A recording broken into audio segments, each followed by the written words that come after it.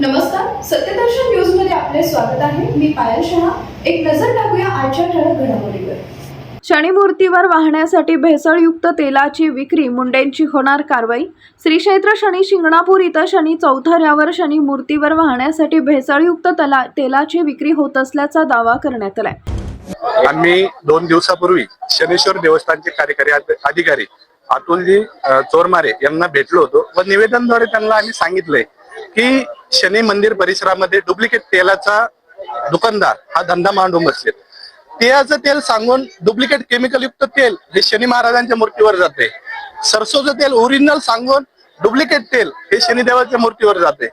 शनिदेवाची मूर्ती ही स्वयंभू आहे, स्वतः शनिदेव आहे आणि ह्या डुप्लिकेट तेलमुळे मूर्तीची झीज होऊ शकते। संबंधित विक्रेत्यांवर कडक कारवाई करण्याची मागणी करण्यात आली आहे। साधारणतः 2025 मध्ये पूर्वविश्वस्त काळामध्ये सुद्धा असा प्रकार निदर्शनास आलेला होता। तेव्हा काही विशिष्ट ब्रँडचं तेल विक्री केलं जावं किंवा प्युअर तेल विक्री केलं जावं असा त्यावेळेस प्रयत्न करण्यात आलेला होता।